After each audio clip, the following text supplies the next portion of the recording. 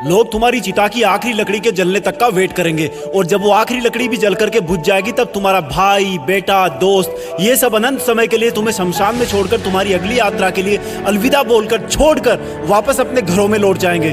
कुछ दिन तो तुम उनके बीच जिंदा रहोगे कि अच्छा इंसान था, थोड़े दिन और जी लेता, और फिर समय के भंवर में वो तुम्हें कहीं पीछे छोड़कर आगे निकल पड़ेंगे। वो तुम्हारा वापस आने का वेट नहीं करेंगे क्योंकि उनको पता होगा कि जो एक बार चला गया वो वापस नहीं आता, तो वेट करने से क्या फायदा।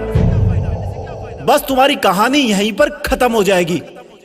तुम ऊपर से देखकर सोचोगे कि लोग कितने स्वार्थी थे, जब मैं उनके काम आता था तो कितने पास रहते थे। आज मैं जब दुनिया से चला गया हूँ तब भी दुनिया वैसी ही चल रही है। तुम्हें अफसोस होगा कि क्या मैं इन्हीं लोगों के लिए जन्म लेकर पृथ्वी पर गया था। तुम उनसे बहुत सवाल करना चाहोगे लेकिन लाख कोशिशों के बाद भी तुम्हारी आवाज उन तक नहीं पहुंच पाएगी। तुम वापस आकर फिर से दोबारा जिंदगी जीना चाहोगे क्योंकि तुम्हें जिंदगी जीने का मतलब तब समझ में आ चुका होगा। तुम्हें महसूस होगा कि तब तुम अपनी लाइफ में अपने आसपास के माहौल में खुद को कितना भूल गए थे। तुम्हें जवाब मिल चुका होगा कि क्यों तुम अपने सपने पूरे नहीं कर पाए, क्यों तुम अपने सपनों की गाड़ी नहीं खरीद पाए, क्यों तुम अपने सपनों का घर नहीं बना पाए, क्यों तुम अपने बच्चों को अच्छी शिक्षा नहीं दे पाए, क्यों तुम अपना करोड़ों का बिजनेस खड़ा नहीं कर पाए, क्यों तुम्हारे सपने सिर्फ सपने बन के रह गए। तुम्हें सबसे बड़ी सीख ये मिल चुकी होगी कि अगर अगले जन्म में कुछ भी ना कर पाया ना तो कम से कम टाइम वेस्ट नहीं करूंगा। तुम चाहोगे कि काश 2 मिनट, सिर्फ 2 मिनट और मिल जाए तो हिस्ट्री में जाकर अपने बेटे के साथ खेल सकूं, अपनी बेटी की शादी किसी और के साथ करा सकूं, अपनी माँ से अपनी गलतियों की माफी मांग सकूं, अपने पापा के सहारे की लकड़ी की जगह अपने हाथ से सहारा दे सकूं। तब तुम्हें लगेगा कि उस वक्त मेरे पास 24 घंटे थे, 52 हफ्ते थे, कई दशक थे, लेकिन मैंने कितना टाइम वेस्ट किया। माँ जगाते जगाते थक जाती थी लेकिन तुम रात को देर तक पढ़ने के बहाने से सुबह 8 बजे तक सोते रहते थे, जबकि असलियत ये थी कि तुम चैटिंग करते रहते थे, अपनी फोटोज को एडिट करके अपने आप को स्मार्ट दिखाते थे, गंदे वीडियो देखते थे। कितना टाइम वेस्ट करते थे तुम। जब माँ का फोन आता था तो तुम अपने जवानी वाले प्यार के साथ बिजी रहते थे और जब तुम्हारी माँ सो जाती थी तब तुम फॉर्मेलिटी के लिए एक मिस कॉल छोड़ दिया करते थे ताकि तुम सुबह ये दिखावा कर सको कि तुमने इतनी रात को भी कॉल बैक किया। Shame on you idiot. तुम हर काम को, पढ़ाई को कल पे टाल दिया करते थे। जो हाथ तुम्हारे बूढ़े माँ बाप को सहारा देने चाहिए थे वो हाथ हमेशा बिना मतलब मोबाइल पर उंगलियां फिराने में बिजी रहता था। तुमने कितने घंटे सुबह लेट उठने की वजह से बर्बाद किए। उन घंटों को मिला के कई दिन बन जाते। दिन से महीने और महीनों से कितने साल की जिंदगी तू एक्स्ट्रा जी सकता था, मेहनत करके अपने सपने पूरे कर सकता था, अपने माँ बाप को भी कहीं घुमाने ले जा सकता था, अच्छी किताबें पढ़ के अपनी लाइफ में कितनी वैल्यूज ऐड कर सकता था। अब मरने के बाद 1 मिनट तो क्या, 1 माइक्रो सेकंड भी नहीं मिल सकती तुझे क्योंकि जिंदगी में कितने ही साल पहले ही मिल चुके थे तुझे। पर थैंक गॉड कि ऐसा कुछ भी नहीं हुआ। अभी तुम अभी मरे नहीं हो।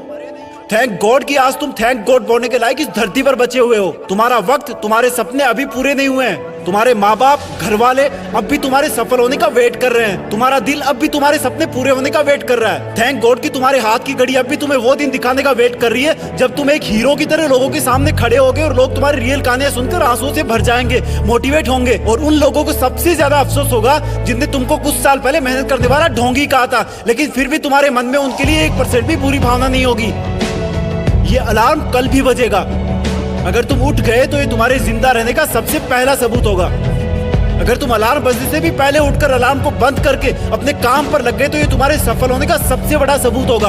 और अगर अब भी तुम डेली 12 घंटे सोओगे तो तुम्हारी आधी लाइफ तुम मरे हुए के समान जियोगे क्योंकि सोता हुआ और मरा हुआ इंसान इस दुनिया में नहीं रहता। तुम्हारा आउटपुट एब्सोल्यूट 0 रहता है। अगर तुम डेली 8 घंटे सोओगे तो तुम्हारी 1/3 लाइफ ऐसे ही खत्म हो जाएगी और अगर डेली तुम 6 घंटे सोओगे तो तुम्हारी 1/4 लाइफ ऐसे ही गुजर जाएगी। अरे कई महान लोग तो सिर्फ 4 घंटे सोया करते थे। रात को सोकर सुबह उठने का मतलब है कि हमें और मौत में 1 दिन का फासला और कम हो गया है। इससे पहले कि मौत तुम्हारे पास पहुंचे तुम अपनी मंजिल तक पहुंच जाओ। अपनी कहानी लिख दो, जो लाइफ में करना चाहते हो वो कर लो, पर कम से कम सुबह जल्दी उठना सीख लो क्योंकि तुम ज्यादा जीने के लिए अपनी उम्र नहीं घटा सकते। सिर्फ और सिर्फ बची हुई जिंदगी में टाइम मैनेज करके अपना टाइम बढ़ा सकते हो।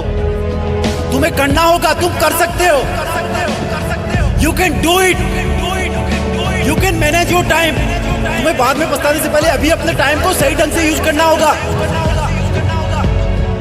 जय हिंद।